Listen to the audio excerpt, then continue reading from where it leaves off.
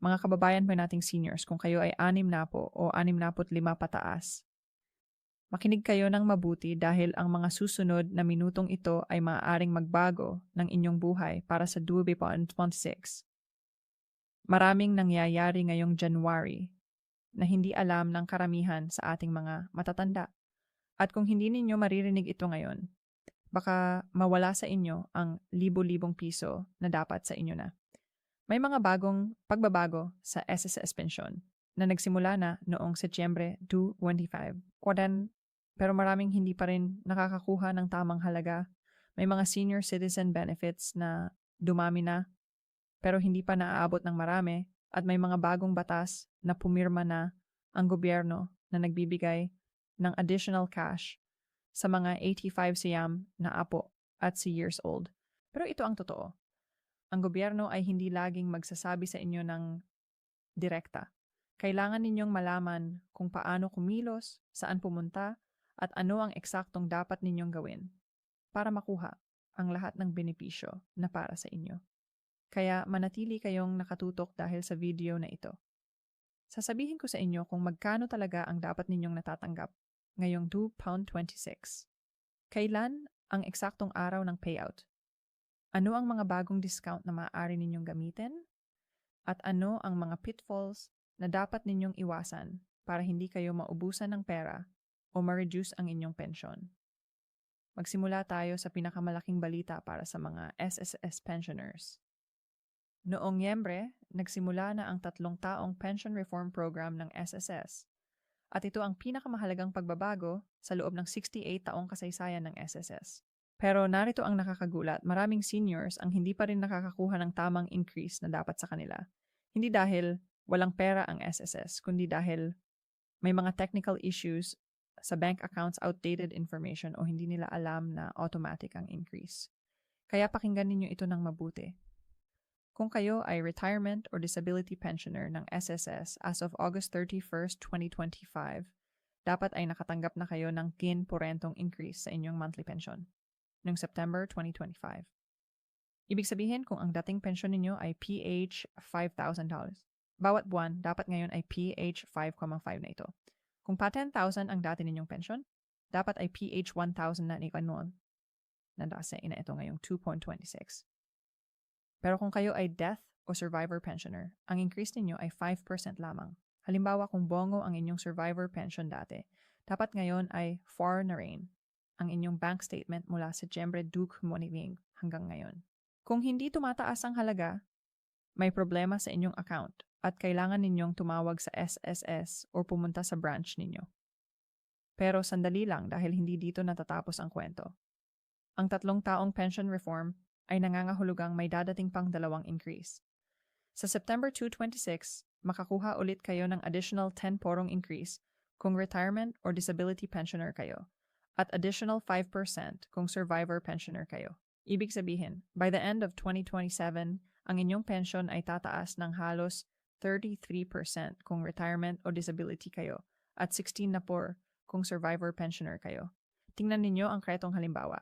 Kung ang original pension ninyo ay 204, ang minimum pension sa 2.25, ito ay nagiging 2.4 sa C26. Ito ay magiging 2.62 at sa 2.27. Ito ay aabot na sa 2.28. Kung naman ang pension ninyo ay 22,137, ang dating maximum pension sa 2027, ito ay aabot na sa 2 na 164 na. Ito ay malaking bagay mga kababayan lalo na sa panahon ng taas ng presyo ng bilihin. Pero narito ang mahalagang tanong na kailangan ninyong sagutin ngayong Enero 2026. Nakukuha ba ninyo ang tamang halaga? Maraming seniors ang nagsasabi sa akin na kahit Setyembre pa ang nakaraang taon, hindi pa rin tumataas ang kanilang pensyon. Narito ang mga dahilan at kung paano ninyo ito aayusin. Una, suriin ninyo ang inyong bank account details sa SSS. Kung ang account number na nakaregister sa SSS ay luma na o sarado na, hindi kayo makakakuha ng pera. Pumunta kayo sa SSS online portal o sa pinakamalapit na SSS branch at i-update ang inyong bank information. Pangalawa, kung hindi pa kayo nakagawa ng Annual Confirmation of Pensioners o AOP, gawin ninyo ito kaagad. Ang AOP ay isang requirement para patunayan na kayo ay buhay pa at qualified pa rin na makatanggap ng pensyon. Kung hindi ninyo ito gagawin, ang inyong pensyon ay maaring i-hold ng SSS. Pangatlo, sino ay tumatanggap ng inyong pension through ATM card o UMID card. Siguraduhing active pa rin ang card ninyo at walang expiration issue. Kung expired na ang card, pumunta sa SSS at mag-apply ng bagong card kaagad. Ngayon naman, pag-usapan natin ang eksaktong schedule ng pension payout para alam ninyo kung kailan dapat dumating ang inyong pera.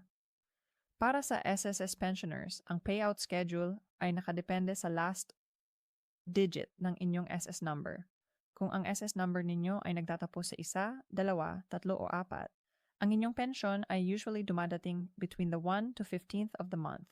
Kung naman ang SS number ninyo ay nagtatapos sa 5 or 6, 7, 8 o C, ang inyong pension ay dumadating between the 16th to 31st of the month. Pero tanda, ang exact date ay depende rin sa inyong bank processing at kung may holiday.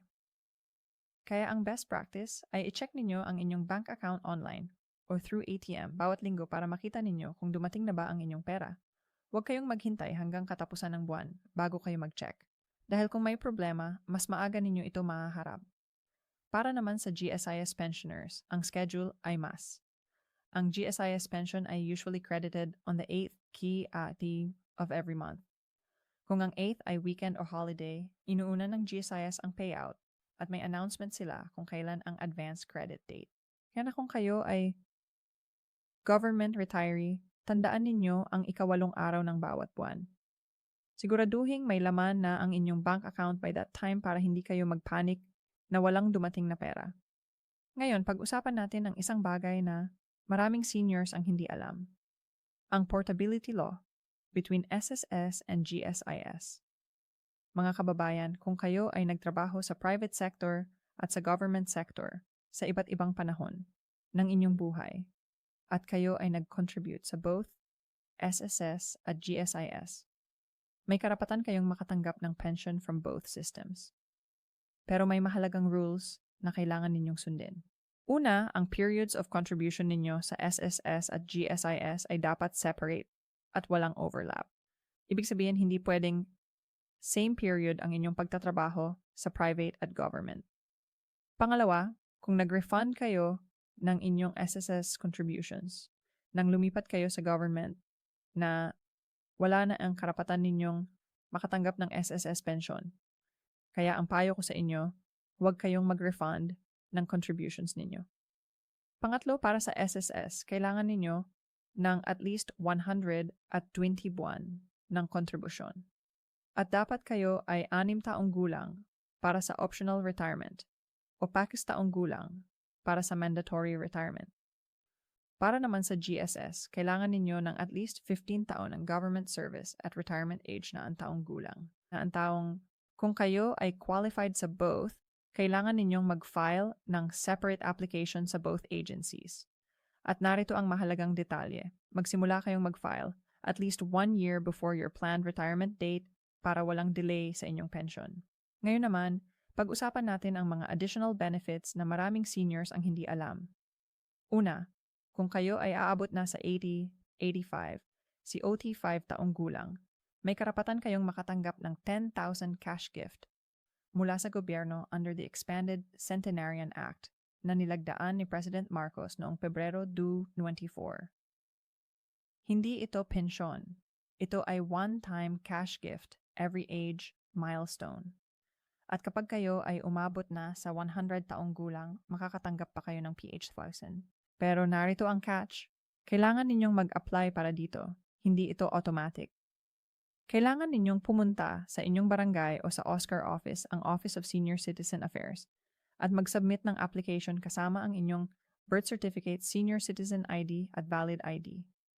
Maraming seniors ang hindi nakakakuha ng pera na ito dahil hindi nila alam na kailangan mag-apply. Kaya kung kayo o ang inyong mga magulang ay papalapit na sa age milestones na ito, mag-prepare na kayo ng documents ngayon para hindi kayo mahuli. Pangalawa, ang social pension para sa indigent senior citizens ay tumaas na mula pa 500 to PH 1,000 per month under Republic Act 11916 na nag-take effect noong 2.23. Pero maraming seniors pa rin ang nakatanggap ng PH5 lamang dahil hindi pa updated ang kanilang record sa DSWD. Kung kayo ay indigent senior citizen, ibig sabihin walang regular pension mula sa SSS, GSIS o private insurance at walang regular income, kailangan ninyong mag-register sa DSWD o sa inyong barangay para ma-validate ang inyong status. Ang 1,000 kada buwan ay malaking tulong, lalo na kung wala kayong ibang kita. Huwag ninyong palampasin ang benepisyong ito. Pangatlo, maraming local government units o LGUs ang nagbibigay ng additional cash assistance sa senior citizens, ranging from $0 to $8,000 per year, depende sa budget ng LGU. Pero hindi ito pare-pareho sa lahat ng lugar. Pumunta kayo sa inyong municipal hall o city hall at tanungin ninyo kung may additional senior citizen benefits na available. Maraming LGUs ang hindi nag-a-advertise ng benefits na ito. Kaya kailangan ninyo talagang tanungin at mag-follow up. Ngayon, pag-usapan natin ang mga discount at privileges na dapat ninyong alam ngayong 2.26. Ang batas ay nagsasabi na kayo ay entitled sa 20% discount at weight exemption sa lahat ng essential goods and services. Pero maraming establishments ang sumusunod ng maayos. Narito ang mga konkretong bagay na dapat ninyong gamitin ang discount. Una, sa medicines at vitamins, both prescription at over-the-counter, dapat kayo ay makakakuha ng 20% discount plus VAT exemption. Plus VAT. Ibig sabihin kung ang presyo ng gamot ay PH5 plus VOT, ang babayaran ninyo ay around 3 PHP7 lamang after discount at V8 exemption. Pangalawa, sa medical at dental services, dapat may 20% discount kayo sa professional fees ng doctors, dentists, diagnostic tests, at laboratory exams. Pangatlo, sa utilities. Dapat may 5% discount kayo sa monthly electric and water bills, provided na ang account ay nakaregister under your name at hindi lumalampas sa consumption limit. Pero, narito ang bagong update. May pending bill sa Congress na naglalayong taasan ng discount mula 5% to 15% para sa unang 100 watt-hours ng electricity at 30 kubikometro ng water per month. Kung ito ay magiging batas, malaking tipid ito para sa inyo. Kaya bantayan ninyo ang balita tungkol dito. Pang-apat, sa transportation. May 20% discount kayo sa land, air, at sea travel. At may priority lane din kayo sa LRT, MRT, at iba pang public transport. At meron ding pending bill na magbibigay ng 2,000 tollway discount para sa expressway users. Pero habang pending pa ito, gamitin na ninyo ang available discounts ninyo ngayon.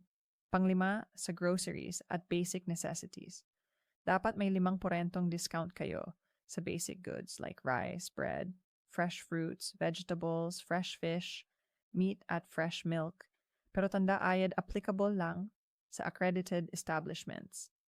Ang isa pang importante, ang 20% discount at VAT exemption ay applicable na rin sa online purchases. Ibig sabihin, kung kayo ay bumibili sa Lazada, Shopee, o iba pang online platforms, dapat may discount din kayo. Pero kailangan ninyong i-upload ang inyong senior citizen ID at Oscar booklet sa platform. Maraming seniors ang hindi alam ito kaya hindi sila nakakakuha ng discount sa online purchases. Ngayon, narito ang mahalagang tip na dapat ninyong tandaan para hindi kayo ma-shortchange ng establishments.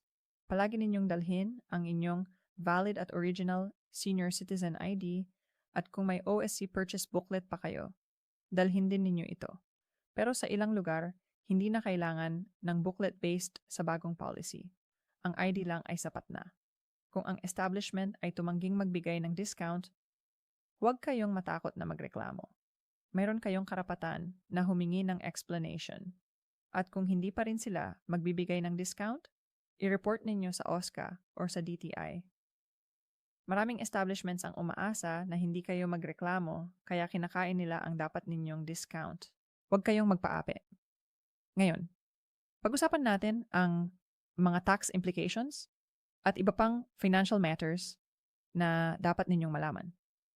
Una, ang pension income ninyo mula sa SSS, GSIS at iba pang government programs ay tax-exempt. Ibig sabihin, hindi kayo kailangang magbayad ng income tax sa pension ninyo. Pero kung kayo ay may iba pang income sources like rental income, business income, or investment income, at ang total annual income ninyo ay lumalampas sa threshold, kailangan pa rin ninyong mag-file ng income tax return. Pangalawa, ang 13th month pay o year-end bonus na natatanggap ninyo mula sa SSS o GSIS ay tax-exempt din up to 90,000.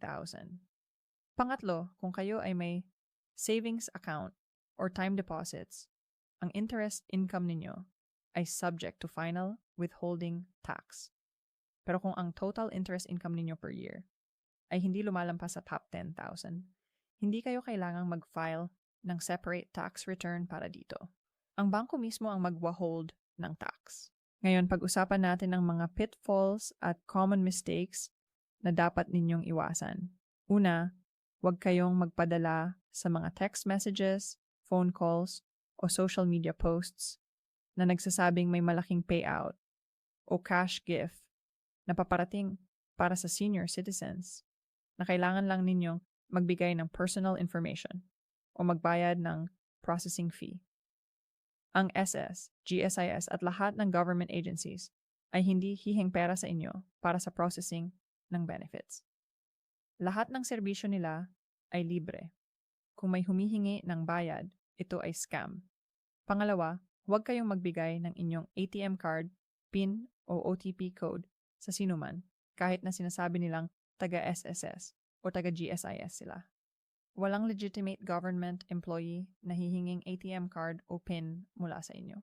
Pangatlo, huwag kayong pumirma ng kahit anong dokumento na hindi ninyo nababasa o naiintindihan.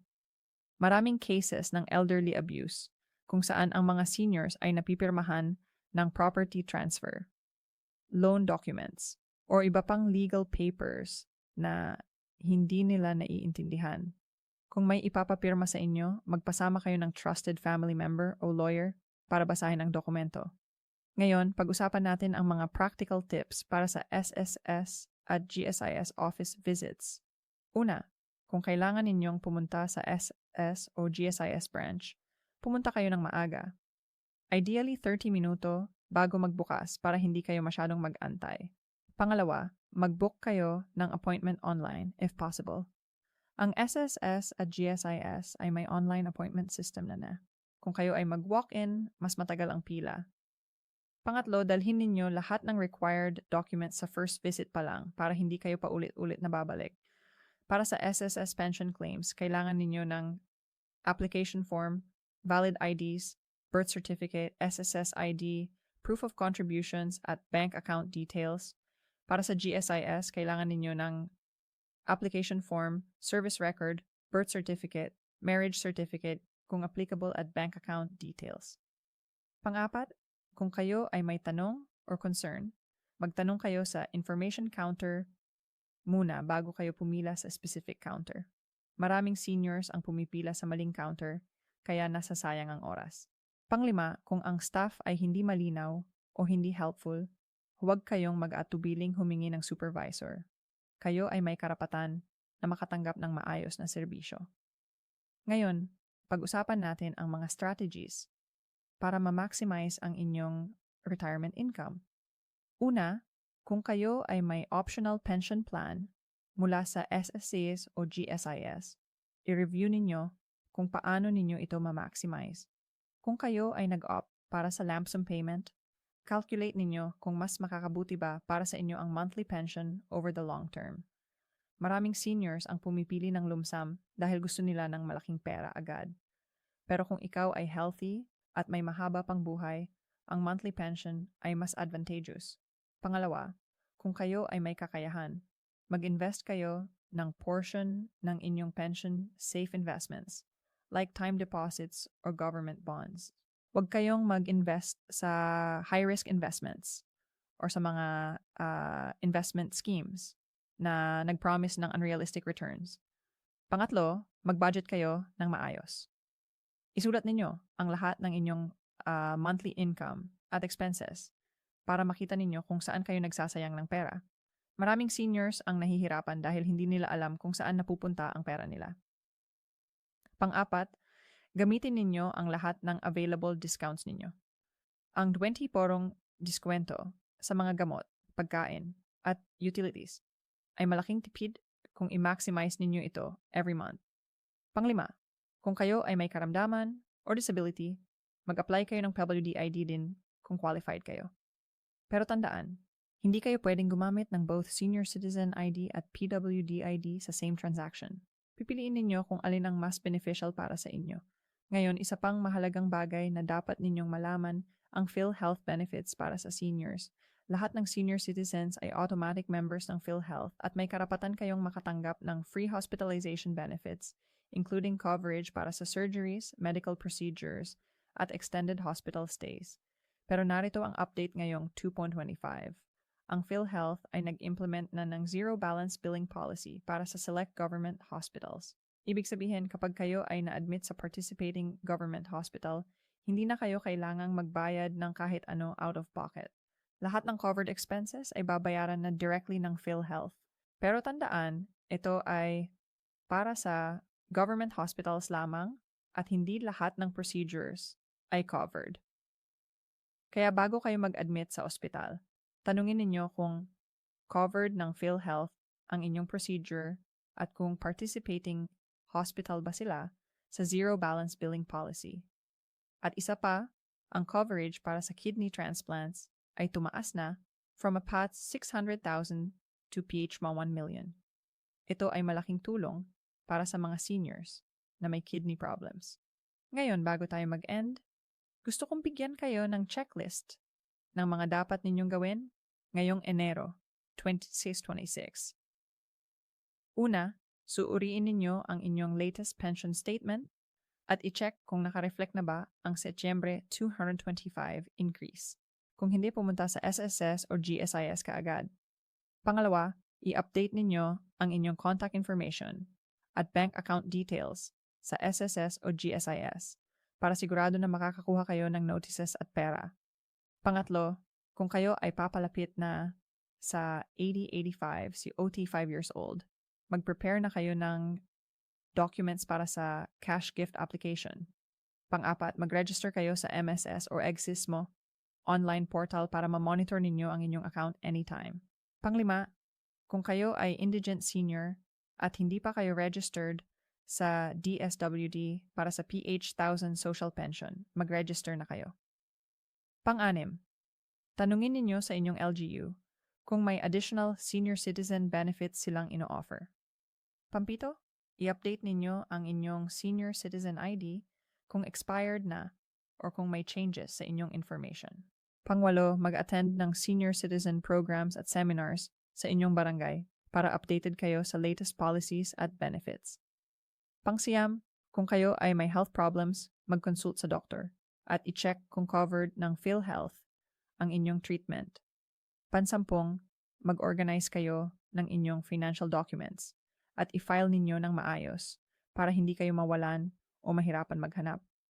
Mga kababayan, tandaan ninyo ang mga benepisyo na ito ay karapatan ninyo. Hindi ito awa o paglilimos mula sa gobyerno. Ito ay bunga ng inyong mahabang taon ng pagtatrabaho at pagbabayad ng contributions. Kaya huwag kayong mahiya o matakot na humingi ng tulong at mag-claim ng inyong benefits. Kung kayo ay may mga katanungan o concerns, pumunta kayo sa OSCA office ninyo. Tumawag sa SSS hotline sa 8-Sayam-26446 o sa GSIS hotline sa W4 na po. Mayroon ding online chatbots at email support ang agencies. Gamitin ninyo ang lahat ng available channels para makakuha ng sagot sa inyong mga tanong. At kung kayo ay may elderly parents or relatives, tulungan ninyo sila na mag-claim ng kanilang benefits. Maraming seniors ang nahihirapang pumunta sa offices or mag-navigate ng online systems. Kaya ang tulong ninyo ay sobrang napakahalaga. Sa pagtatapos, gusto ko lang sabihin na ang 2026 ay isang taon ng opportunity para sa ating mga senior citizens. May mga bagong increases bagong benefits, at mas maraming suporta mula sa gobyerno.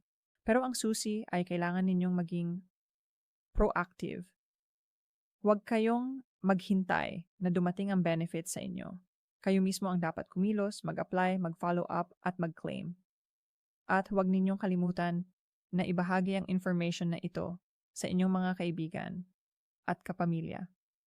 Maraming seniors ang hindi nakakakuha ng benefits dahil hindi sila informed.